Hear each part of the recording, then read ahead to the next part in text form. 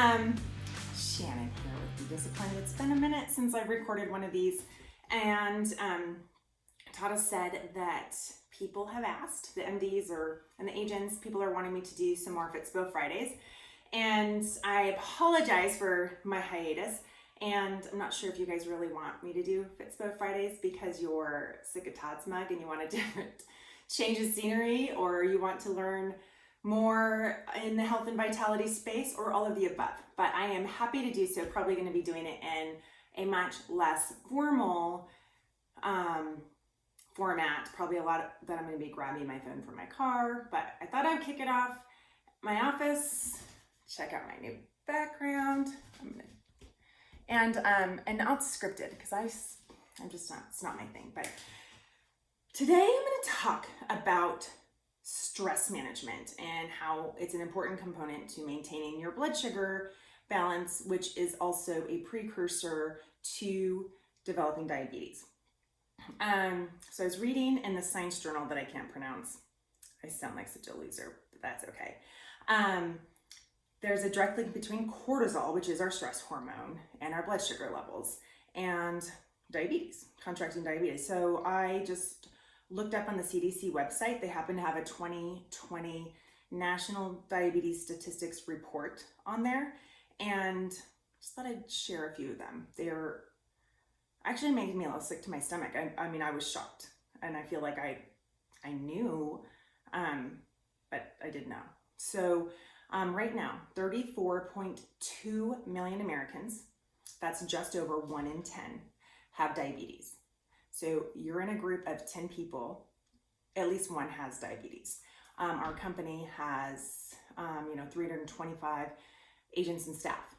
So at least 32 people in our organization alone have diabetes. 88 million American adults, approximately 1 in 3, have pre-diabetes. And so that's symptoms that will eventually lead to them developing diabetes, that if they're not remedied through nutrition, exercise, sleep, stress management, they will develop diabetes. New diagnosed cases of type 1 and type 2 have significantly increased among US youth.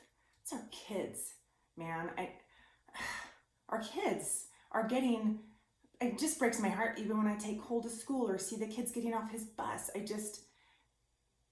It's like I don't know, I feel they don't have control over the food that's in their home, and they're getting sick because of the poor choices of their parents, who also probably don't know better. The percentage of adults with pre-diabetes who are actually aware they had the condition doubled between 2005 and 2016. So there's that. So their doctors are, letting them know. They're doctors that have only had 18 hours of nutrition schooling in their however many years, 12 to 16 years they go to college, and then their residency and all of that, 12 to 18 hours of nutrition. But it says still most we continue to be unaware. This study that I read, the endocrinologist who led this study talked about how cortisol will fluctuate naturally throughout the day in healthy people, how it's supposed to. So cortisol is peaks in the morning and then it gradually declines, and it's lowest at night right before you go to bed.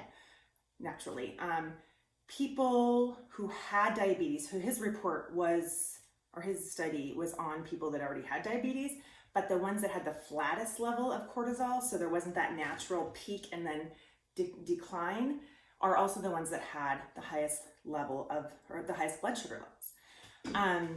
And so while it isolated the relationship between people who had it, the influence of cortisol is an important component in diabetes prevention.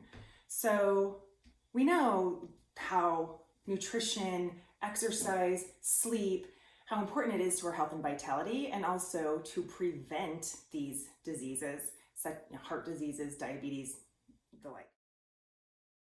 But stress relief is also a huge component to not only prevention of disease, but also management of diabetes if you already have it. So how the heck are you supposed to de-stress when we are COVID? Who's not stressed? Who's not seeing mental health go through the roof? Or mental health issues, like I'm going to therapy. Who doesn't need therapy? But not because of COVID, but you know, it's just presented a lot of cracks. And so we can either super glue the cracks and they look ugly and they don't ever stay sealed. Or I think Todd stole this from me in one of his videos, but the Japanese art form of kunichi, which is melting 24 karat gold, really strong, and filling in the cracks and putting it together. So it's more beautiful, but stronger. So COVID has now also impacted our psyches with having the isolation from social distancing. It's having a massive impact on our psyches. We're human beings, we're social creatures. The unknown outcome of the economy, that's stressful. We're working more, that's stressful. We're home with our kids and our spouses more, that's stressful. Not knowing if our kids are gonna go back to school, oh my gosh. My reprieve is not really on the horizon. You know, the thing that you look forward to, them getting out of school and you can't wait to spend all this time, and like by July 15th, you're just over summer break and you can't wait for school, maybe August 1st, I don't know. But we don't know. And the kids need that too. They need to be socializing with their friends. So I thought I'd bring to you 3 of my favorite and also scientifically proven ways that to de-stress. And these are not related to nutrition or exercise or even sleep, but you can do them before you go to sleep. So first, read a book. So there's actually a term called bibliotherapy, if you can believe it, and it's basically loosely interpreted to describe how books can be your own form of self-medicating. The good kind of self-medicating, of course. Books can ground you because getting lost in another world takes your mind off your anxiety, doesn't it? It also helps you feel connected to others. And hello, don't we need more of that right now? It's also a form of active meditation. And what I mean by that is I don't like to meditate. I won't say I'm a terrible meditator because that's a word curse, and I don't put those on me, but I'm not a meditator. It's like I'm quiet, it's quiet, and someone's even, guiding me through. My thoughts are all over the place.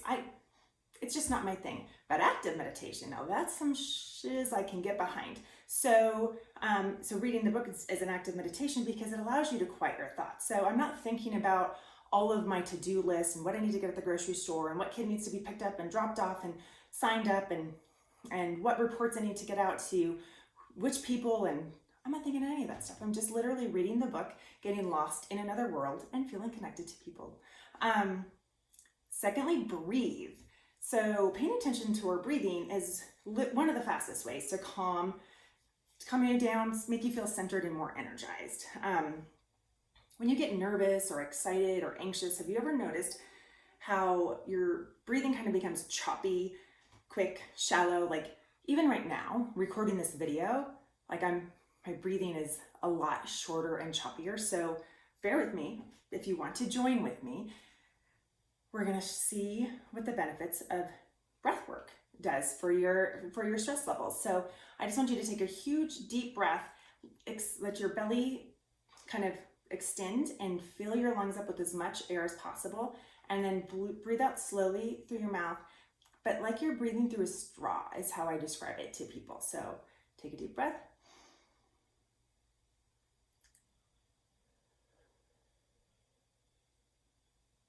And really feel your diaphragm expand. And I don't know if I can get even back far enough, but I put my hands over my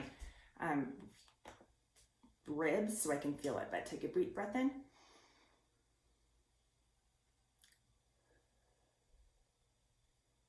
And one more.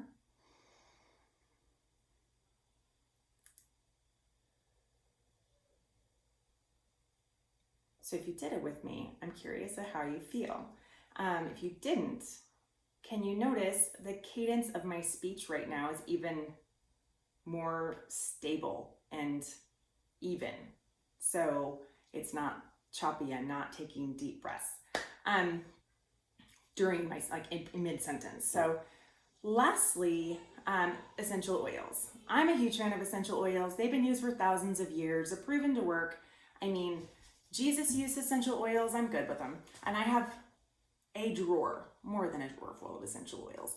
But certain ones, particularly those in the ester family, or the ester group, like lavender and bergamot and clary sage, etc., will activate your parasympathetic nervous system. And if you remember from science or health class in high school, this parasympathetic nervous system activates your rest and digest system. So while you have the sympathetic nervous system that is the fight or flight, the parasympathetic releases hormones that are calming to you. And so get woo-woo with me. I'm going to use my lavender. I'm even so woo-woo that I have a roller ball on top of it because I use it on the bottom of my feet or my kids' feet at night. But I'm just putting some in my hand. You can just put some droplets in your hand, a lot. And I rub them together really vigorously and take those deep breaths. It smells so good.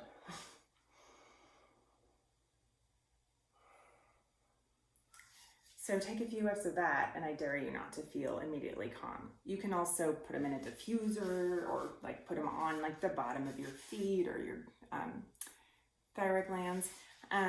Make sure you don't have, that you have pure oils, because you don't really want to be inhaling the toxic stuff from the additives in some essential oils. So I like Young Living.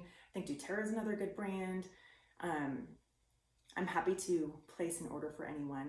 I'm not going to make anyone sign up with me to become a Young Living member or whatever. I'm not very entrepreneurial when it comes to MLMs, but I do like my oils, so I'm happy to place an order for you if you'd like.